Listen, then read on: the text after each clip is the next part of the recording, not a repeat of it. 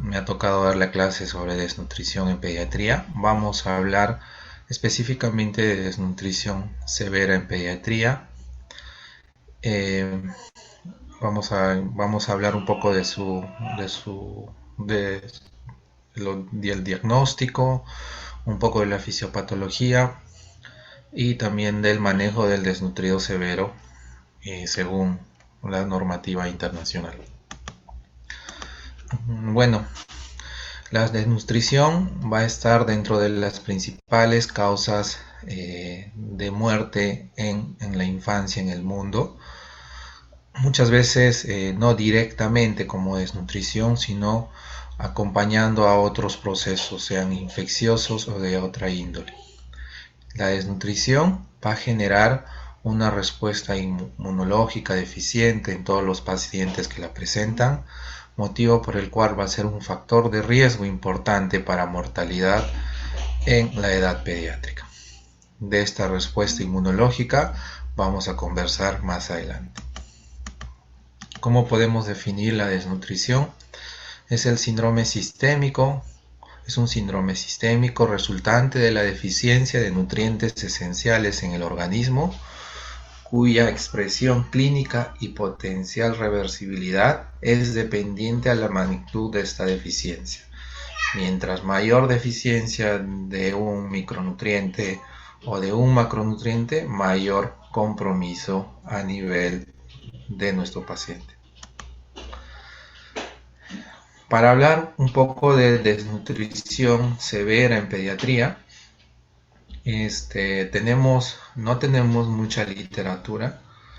Tenemos en primer lugar esta directriz de la Organización Mundial de la Salud, que ya tiene muchos años y donde se plantearon las primeras directrices de cómo se deben manejar los niños con desnutrición severa. Luego tuvo una actualización esta guía, que ya tiene más de 7 años aproximadamente, en la cual actualmente no ha habido nuevas actualizaciones. Las actualizaciones que tenemos son reportes de caso y y también lo que nos puede aportar up to date dentro de sus revisiones sistemáticas. Para hablar un poquito de epidemiología en cuanto a la desnutrición, emaciación vendría a ser el sinónimo de una desnutrición aguda, ¿ya? Entonces los niños emaciados es lo mismo que hablar de desnutrición aguda. Una emaciación grave, un desnutrido agudo severo o grave. Vemos que en el mundo todavía existen muchos niños con desnutrición y muchos niños también con desnutrición severa, aguda severa.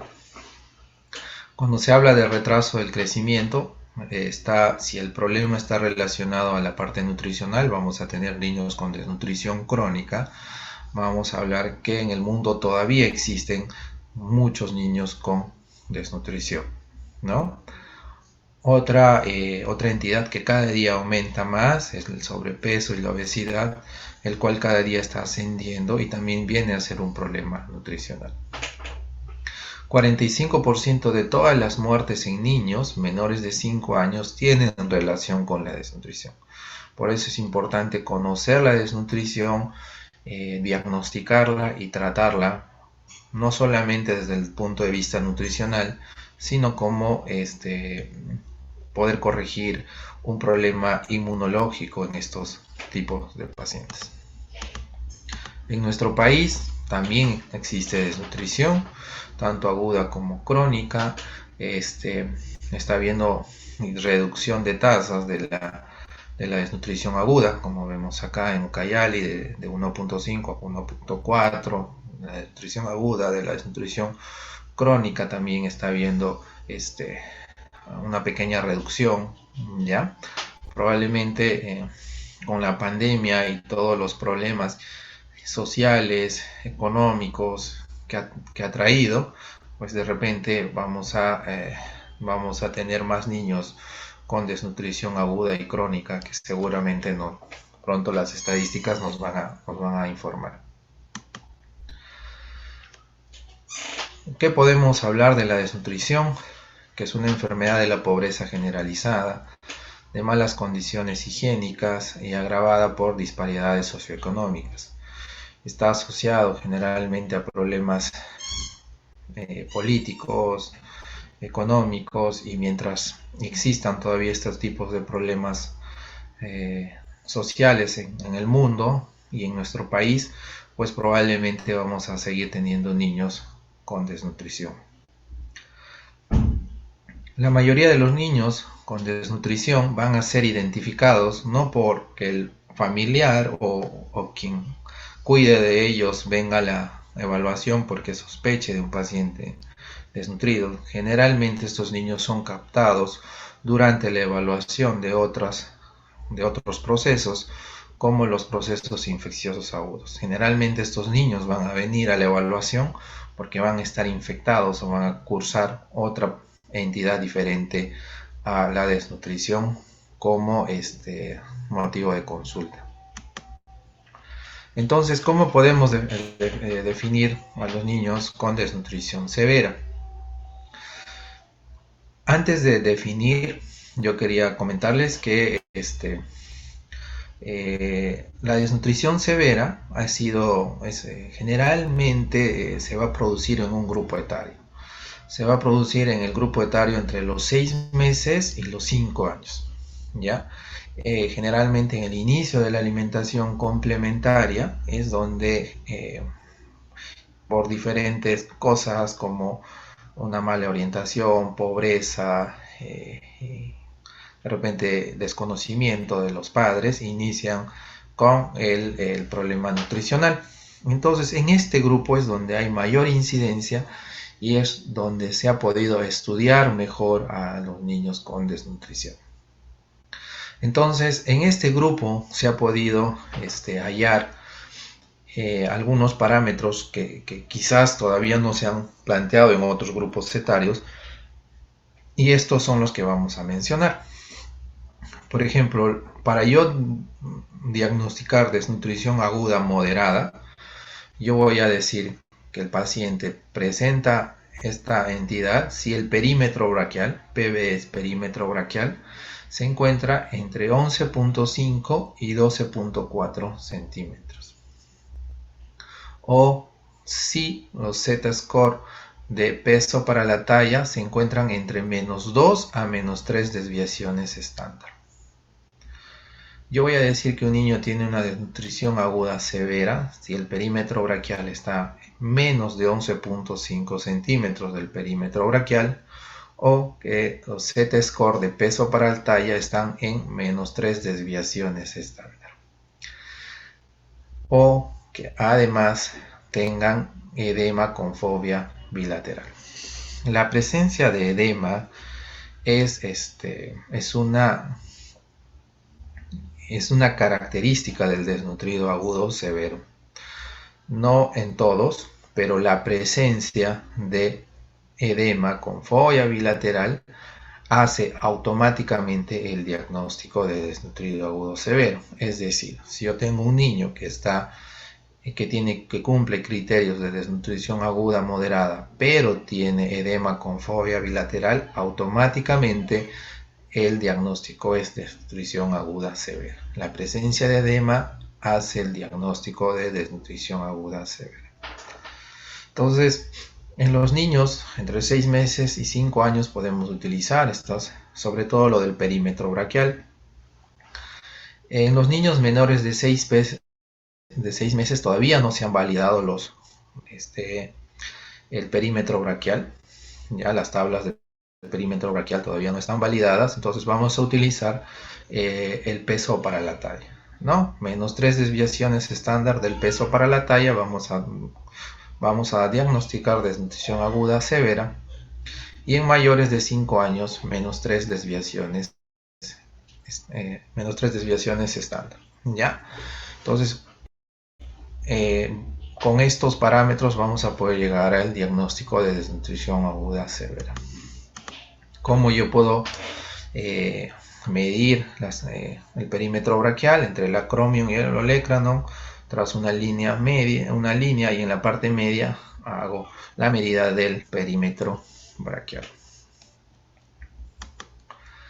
Entonces, después de poder haber llegado al diagnóstico de desnutrición aguda severa, existen dos tipos. Actualmente se puede llegar a este diagnóstico de desnutrición severa complicada y no complicada. Vamos a tener esas dos entidades. La desnutrición severa complicada, que según los últimos reportes representan ya una minoría a nivel mundial, se van a caracterizar porque va a cumplir los criterios diagnósticos, pero además van a presentar complicaciones clínicas como sepsis, diarrea con deshidratación, pobre apetito y alteraciones dermatológicas u otras entidades que estén descompensando al niño con desnutrición severa. ¿Ya? Entonces va a ser un niño con desnutrición severa que además va a tener complicaciones clínicas. Estos niños deben ser hospitalizados para el manejo de la terapia o de la patología que los está descompensando mientras iniciamos recuperación nutricional. ¿Ya? Entonces, la desnutrición severa complicada tiene estas características. Esto del pobre apetito vamos a hablar en la siguiente diapositiva. Es una de las, digamos, de las nuevas condiciones que se analiza mucho en un paciente con desnutrición severa. Entonces, la desnutrición severa no complicada, que actualmente es la mayoría de los niños, no van a tener complicaciones agudas y se van a caracterizar sobre todo por la presencia de apetito, es decir, el niño va a tener el deseo de comer, ¿no? Entonces nos hablan de una prueba de apetito, ¿no? Entonces, ¿cómo yo voy a saber si es que este niño tiene apetito? Entonces, esta prueba de apetito significa ofrecerle al niño 30 gramos de alimentos que tengan condiciones terapéuticas, es decir, condiciones de un alimento que va a recuperarlo nutricionalmente en un ambiente en el cual él esté tranquilo, ¿ya? Y pueda ser observado por un personal entrenado, ¿no? Entonces, si el niño pasa la prueba del apetito, podría continuar su recuperación nutricional en la comunidad, ¿no? Existen a nivel internacional centros que se dedican a la recuperación nutricional de estos pacientes con desnutrición severa no complicada. En nuestro país, lamentablemente, no tenemos estos centros y generalmente la mayoría de los niños con desnutrición severa se hospitalizan para el manejo nutricional. Entonces vamos a hablar ahora de los dos tipos de desnutrición severa en relación al tiempo de instauración. Vamos a hablar del marasmo y del kwashiorkor.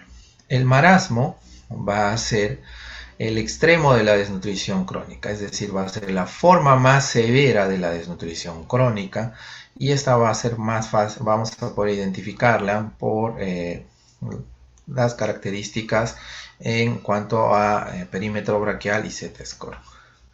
El kwashiorkor va a ser el extremo de la desnutrición aguda y se va a caracterizar por la presencia de edema bilateral con fobia. Una cruz si solamente es en pies y piernas, si llega a nivel de cuerpo y brazos, 2 cruces, y si llega a nivel de cara, 3 cruces. Entonces el marasmo va a ser la forma severa de la desnutrición crónica y el kwashiorkor va a ser la forma severa de la desnutrición aguda.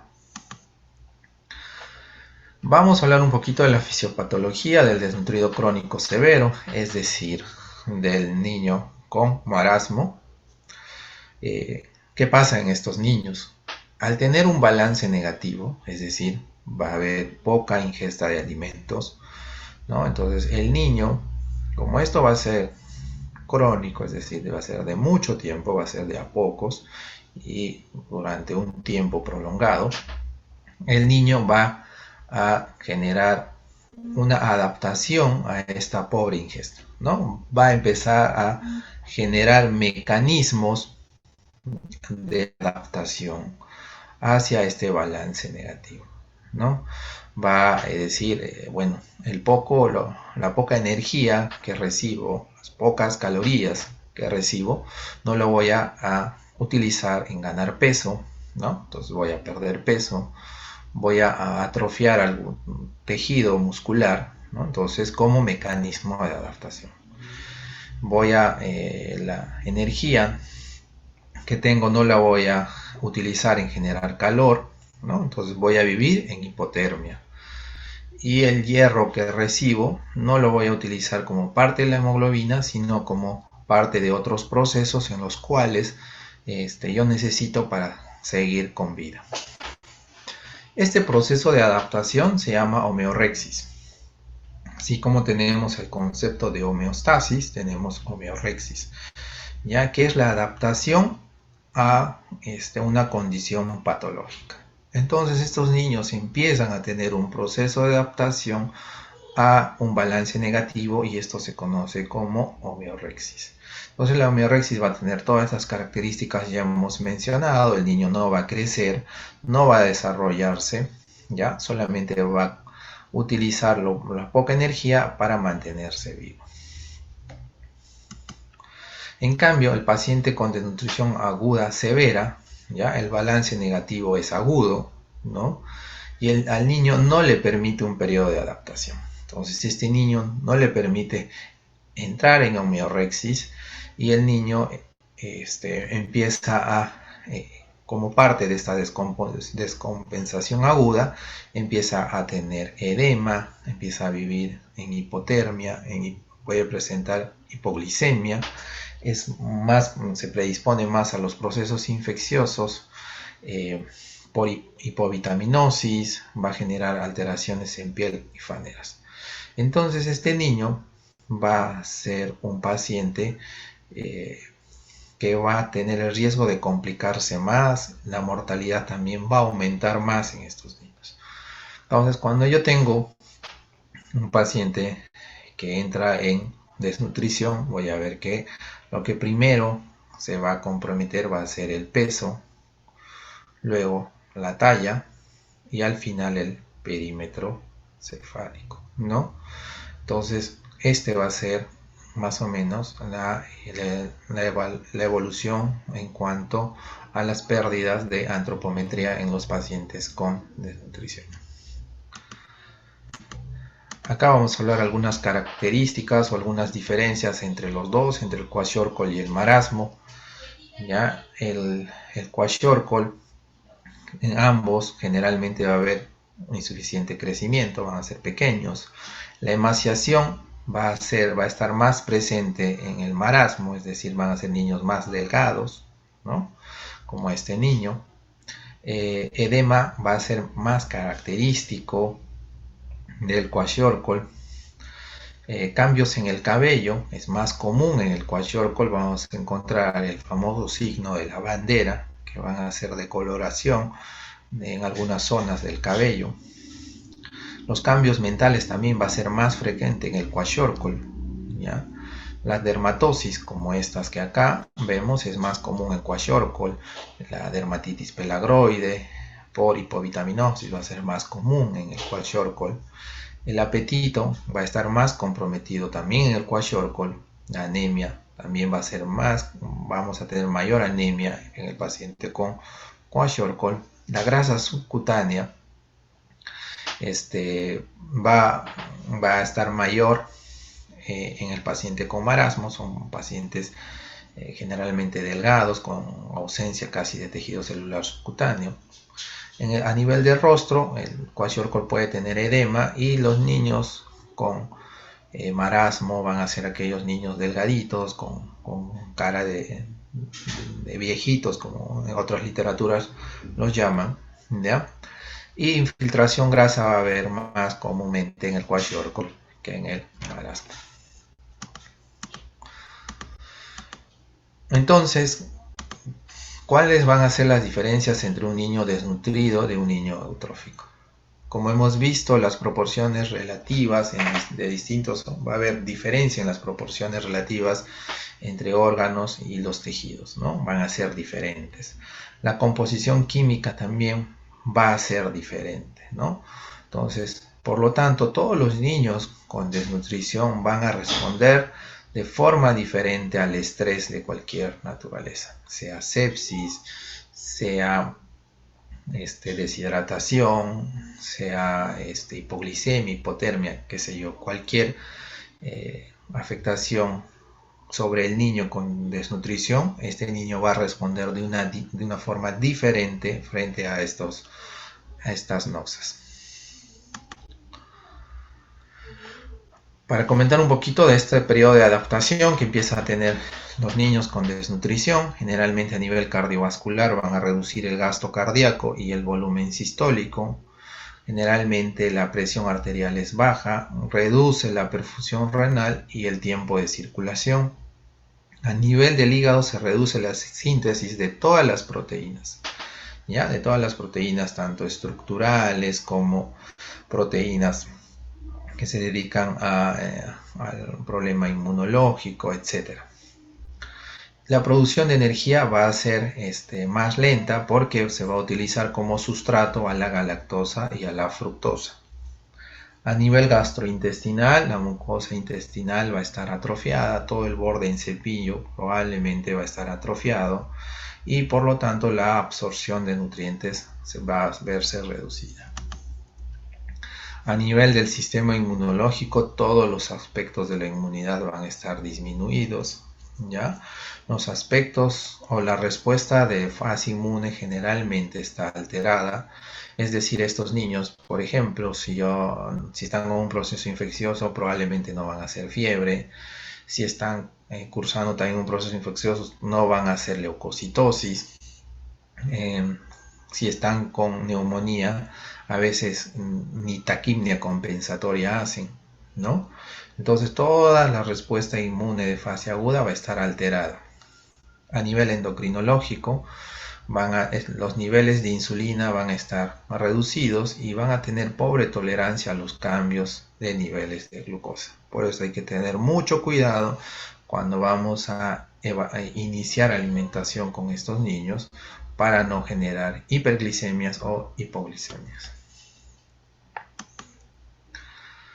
¿Qué otras características más vamos a encontrar en el niño con desnutrición severa? Va a haber una alteración en los electrolitos, ¿ya? Esto también es muy importante de conocer porque a veces al evaluar y no conocer esta adaptación que tienen los niños con desnutrición severa, podemos ocasionar iatrogenias administrando o corrigiendo electrolitos. ¿Qué pasa? Habíamos comentado que toda la síntesis de proteínas estaba alterada. Esta síntesis de proteína también va a haber una afectación a nivel de la membrana celular, ¿no? Entonces, a nivel de la membrana celular, estas proteínas estructurales también va a haber deficiencia a nivel de estas proteínas y la bomba sodio-potasio ATPasa se va a alterar. Como ya sabemos, el potasio y el magnesio, sobre todo el potasio, son electrolitos intracelulares y el sodio es extracelular. Al ver esta alteración de la bomba sodio-potasio ATPasa, el potasio va a salir al medio extracelular y el sodio va a ingresar. Al ocurrir esta alteración, vamos a tener una falsa hiponatremia, pero sí vamos a tener hipocalemia. Entonces, estos niños van a tener una falsa hiponatremia y van a tener hipocalemia. Eso es muy importante porque a veces corregimos esta falsa hiponatremia y podemos complicar a nuestro paciente. Lo que sí vamos a necesitar, y como vamos a ver en el tratamiento, es dar suplementos de potasio. Algunas teorías que puedan explicar el edema de los niños con kwashiorkor, la hipoalbuminemia, ¿no? Si yo tengo poca albúmina, voy a disminuir la presión coloidosmótica y el líquido va a ir al extracelular. Otras teorías es que estos niños viven con la presión arterial baja, se estimula el sistema renina-angiotensina-aldosterona y esto va a generar mayor retención de sal y mayor edema. Bien, ahora vamos a pasar al tratamiento. Dentro del tratamiento vamos a tener dos fases. La primera fase de estabilización y la segunda fase de rehabilitación. En la primera fase de estabilización generalmente va a ser aproximadamente 7 días o una semana, y la fase de rehabilitación de 2 a 6 semanas, ¿no? Estas directrices todavía son de las primeras recomendaciones de la Organización Mundial de la Salud, actualmente se siguen utilizando, y durante estos días vamos a corregir estos 10 pasos, ¿no? Que son la hipoglicemia en los primeros días, la hipotermia, la deshidratación, los trastornos de electrolitos, ¿no? El cual vamos a tener por varias semanas, los procesos infecciosos, vamos a corregir déficit de micronutrientes, a un inicio todos los micronutrientes sin hierro y luego cuando el paciente ya esté en fase de rehabilitación con hierro. Vamos a iniciar la alimentación prudente. Ahorita vamos a hablar de cada uno, no se preocupen. Vamos a iniciar la recuperación del crecimiento, la segunda fase de rehabilitación, estimulación sensorial y vamos a preparar para el seguimiento del paciente. Entonces vamos a desarrollar cada uno. Entonces, una de las complicaciones más comunes en estos pacientes es la hipoglicemia. ¿Ya? La hipoglicemia y la hipotermia generalmente van a estar asociadas, o cuando ustedes tengan hipoglicemia, comprueben que el niño no tiene hipotermia, y si el niño tiene hipotermia, comprueben que no tenga hipoglicemia. ¿Ya? Generalmente están asociadas. Y los dos pueden ser parte de un proceso infeccioso. ¿Ya? Entonces, cuando yo tengo hipotermia, hipoglicemia, lo tengo que buscar al otro.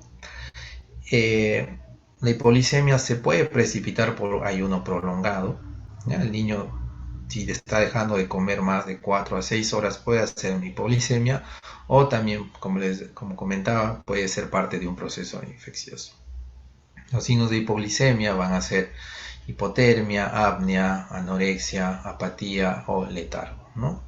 Cuando yo considero hipoglicemia menor a 54 miligramos por decilitro. Si yo tengo una glucosa por debajo de este valor, voy a iniciar tratamiento. Si el paciente está consciente, 50 mililitros de glucosa o dextrosa al 10% por vía oral o sonda nasogástrica. Nos hablan que si estamos en un lugar donde no tenemos dextrosa al 10%, podemos utilizar una cucharada de azúcar en 3 de agua y vamos a llegar a la concentración de dextrosa al 10%. Si el paciente está inconsciente, vamos a utilizar dextrosa al 10%, vamos a administrar 50 mililitros por kilogramo, ya sea por vía endovenosa o también podemos utilizar por sonda nasogástrica. Después de administrar y corregir la hipoglicemia, vamos a continuar al paciente administrando un régimen que se llama F75.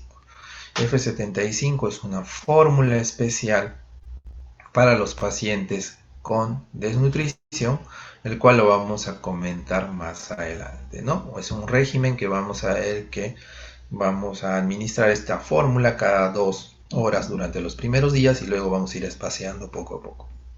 ¿Cómo vamos a prevenir?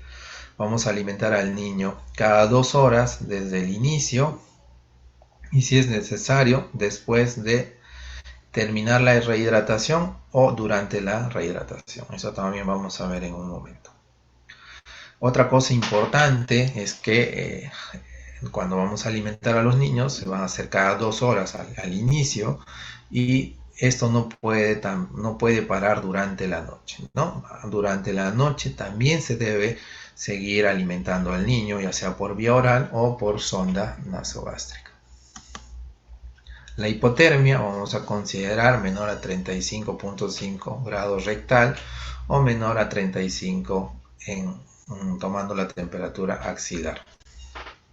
Si tenemos un paciente con hipotermia, debemos empezar a calentar al niño. Para eso podemos usar mantas tibias, lámparas incandescentes.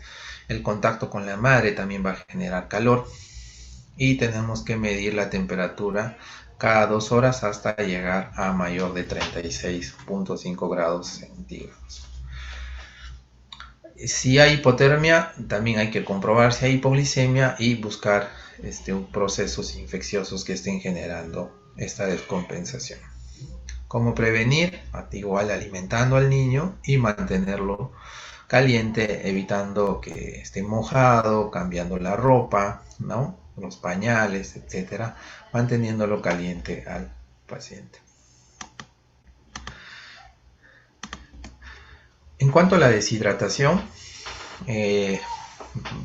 va a ser cuando nosotros tengamos un niño con desnutrición severa, es un poquito más difícil identificar a un niño con deshidratación o que el niño tenga shock séptico, ¿no?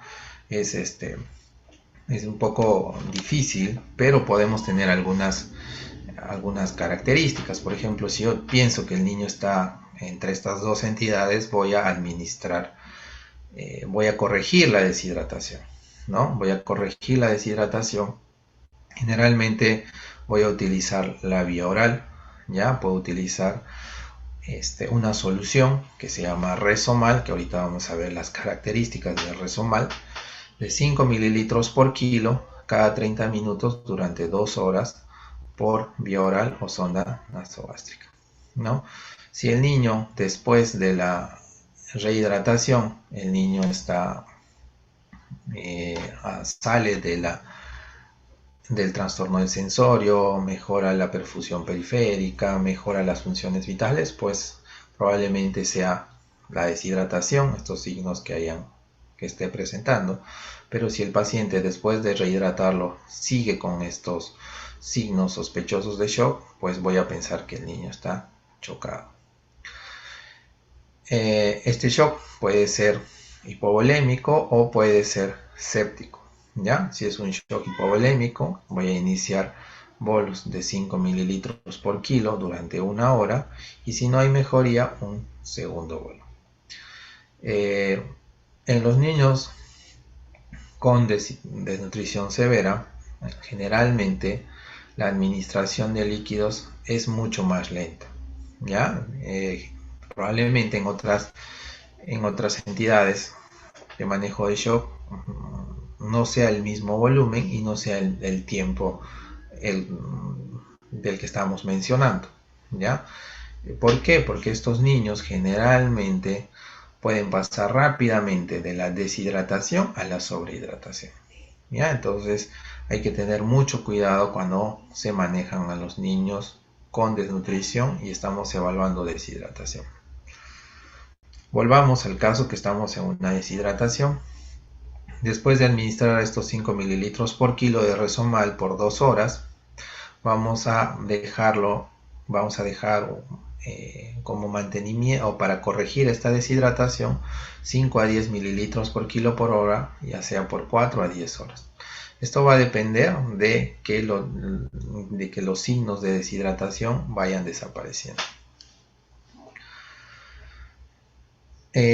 Cuando nosotros estemos hidratando a un paciente, siempre debemos estar monitorizando cada media hora durante 2 horas y tenemos que evaluar las funciones vitales, ¿ya?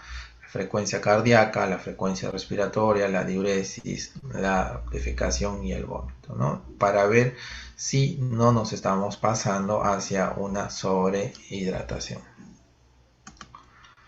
Entonces, como habíamos comentado que tenemos que hidratar o rehidratar a un paciente con una solución que se llama Resomal. El Resomal es una solución la cual la podemos preparar, no viene no vamos a encontrar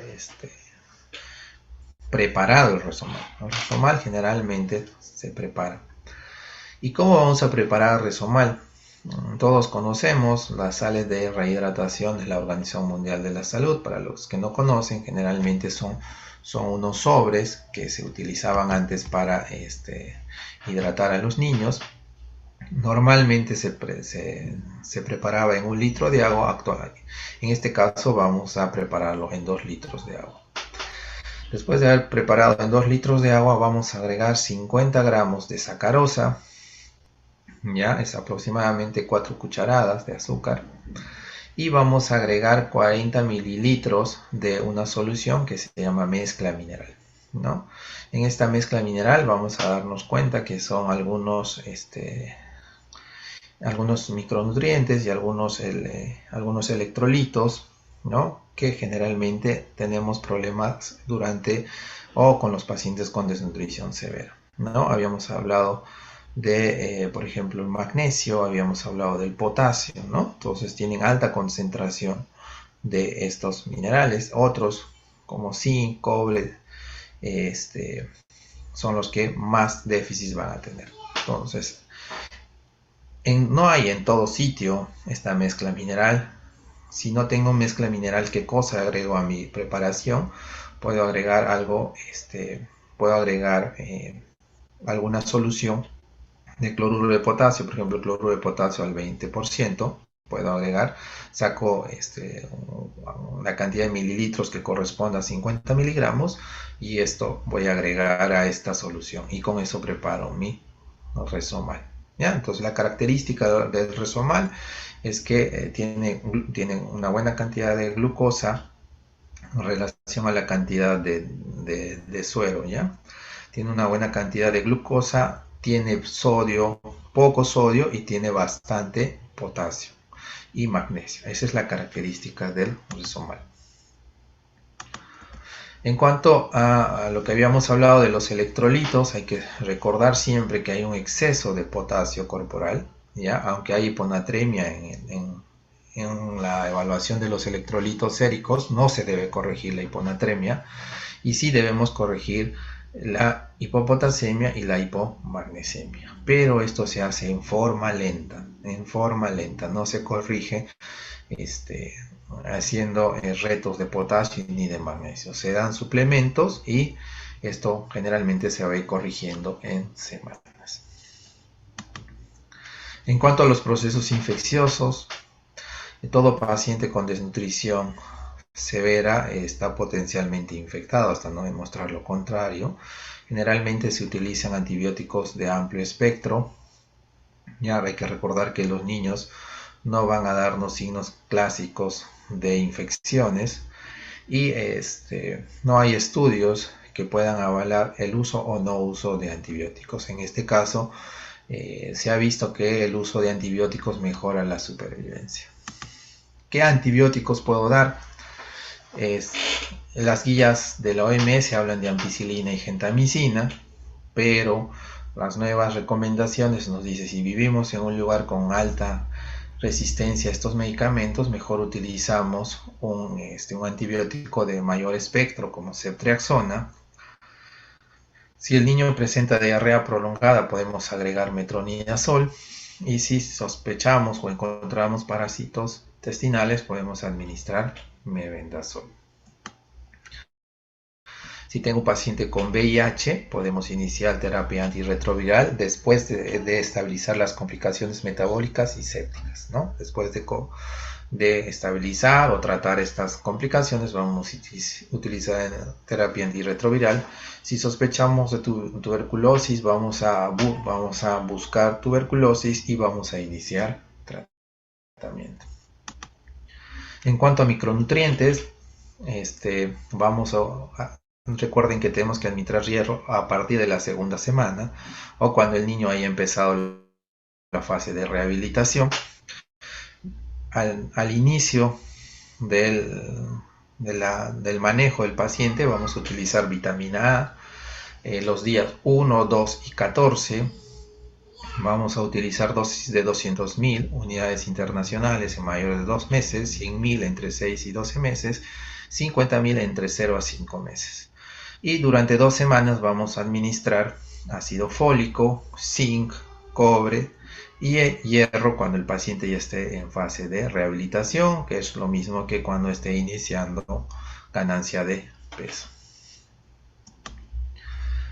¿Qué hay que saber de la alimentación o cómo debe ser la alimentación en estos pacientes? En estos pacientes la alimentación tiene que ser prudente. Entonces vamos a dar un régimen que aporte las cantidades de calorías y proteínas necesarias para mantener los procesos fisiológicos básicos. Recuerden que este niño vive en una homeorexis. No podemos administrar muchas calorías porque vamos a descompensar esa, digamos,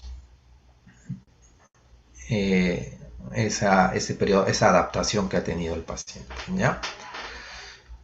Sí debemos empezar a alimentarlo lo más pronto posible. Debemos empezar a administrar con tomas pequeñas pero frecuentes, generalmente cada 2 horas. ¿Ya? Esto puede ser por vía oral o nasogástrica. Y el volumen a iniciar va a ser bajo, ¿no? Generalmente es un volumen total de 100 a 130 kilogramos por día. Si el paciente tiene edemas, vamos a empezar con solamente 100. Y si el niño está con lactancia materna, vamos a alentar a que la madre siga dándole lactancia materna. Entonces, como este régimen, esta alimentación prudente, vamos a empezar con un tipo de fórmula. Recuerdan que habíamos hablado, cuando estábamos hablando de hipoglicemia, de la fórmula F75. Entonces, esta fórmula F75 se caracteriza porque va a tener 75 kilocalorías y 0.9 gramos de proteína por cada 100 mililitros. Esa es la característica, por eso se llama F75. Entonces, vamos a administrar el volumen que nos corresponda según el volumen total de 100 a 130. Vamos a dar el primer y segundo día cada 2 horas, del tercer a quinto día cada 3 horas y del sexto al séptimo día cada 4 horas. El paciente debe consumir por lo menos el 80% del volumen total diario. Siempre debemos hacer balance hídrico de nuestro paciente, controlando las cantidades administradas y no administradas, el vómito, la frecuencia de las heces, el peso diario, ¿no? Con esto nosotros vamos a estar evaluando cómo va la tolerancia al régimen F75. Luego vamos a pasar a la fase de rehabilitación, ¿ya? Donde va el niño, ya va a empezar a recuperar nutricionalmente. ¿Ya? Generalmente se va a dar a la primera semana, cuando el niño ya va a empezar a tener mayor hambre. En esta fase ya vamos a buscar que el niño empiece a ganar peso más o menos 10 gramos por kilo por día, mayor a este promedio. Y vamos a sustituir la fórmula F75 por F100. Esta transición la vamos a hacer en 2 días, ¿ya? Y vamos a hacerla lenta para no descompensar al paciente. Si el paciente recibe leche materna, debe continuar con leche materna. Entonces, este régimen F100 significa que hay 100 kilocalorías y 2.9 gramos de proteína por cada 100 mililitros, ¿no? Vamos a iniciar con un volumen total de 150 mililitros por kilo por día cada 4 a 6 horas y luego vamos a estar aumentando 10 mililitros por cada una de tomas hasta llegar a 220.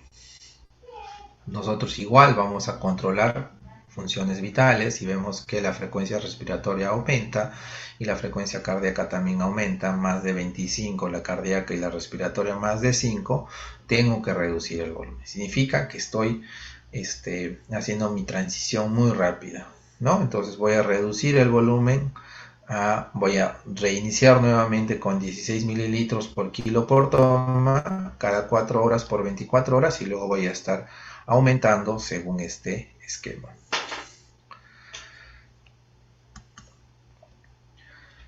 Después de esta transición que estoy haciendo del F75 al F100 y el paciente haya tolerado, ya voy a continuar con tomas frecuentes, ya voy a poder hacer las tomas cada 4 horas. Voy a poder aumentar la cantidad de kilocalorías. Ya al inicio generalmente eran entre 80 a 100. En esta fase ya puedo llegar de 150 a 200. Igual la cantidad de proteínas también voy a poder aumentar. Durante esta fase nosotros tenemos que pesar al niño todos los días, ¿ya? Y vamos a estar registrándolo en una gráfica para ver cómo vamos con el peso. Si el aumento de peso es escaso, menos de 5 gramos por día, tengo que reevaluar a mi paciente.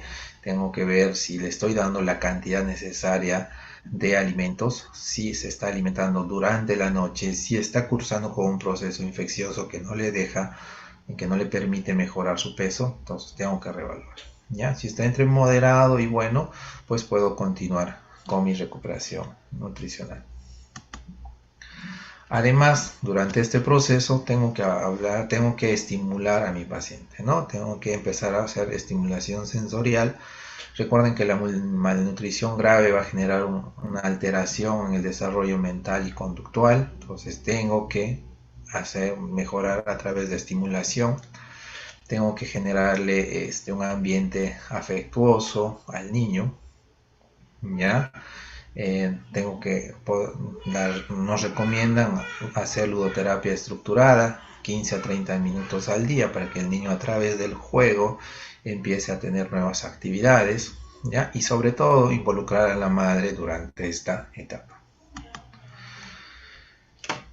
El seguimiento tras la recuperación: se considera que un niño se ha recuperado si su peso es el 90% del que le corresponde según su talla, es decir, menos una desviación estándar, pero probablemente el niño va a seguir todavía teniendo un bajo peso para la edad. Recuerden que es un niño pequeño. Hay que seguir con la alimentación adecuada, ¿ya? En cuanto a composición de calorías y nutrientes, tenemos que orientar a la mamá para que continúe con esta alimentación. Debemos seguir con estimulación sensorial. Periódicamente se deben realizar exámenes para ver cómo el niño se está corrigiendo la anemia, ¿no? Cómo van las proteínas, etc. Debemos vacunar al niño según el calendario que le corresponda, y se debe administrar vitamina A cada 6 meses. Con esto terminamos la clase. No sé si tienen alguna pregunta, alguna duda.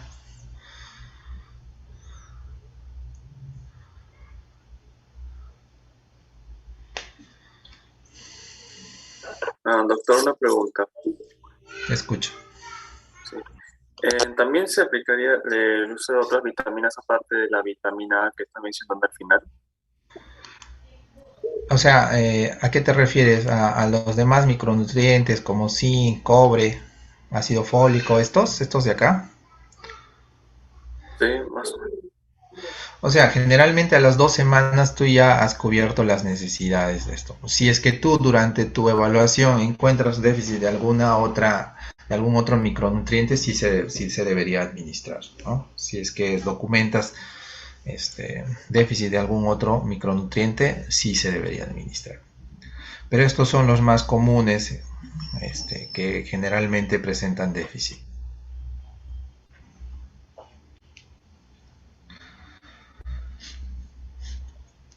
¿Alguna otra pregunta?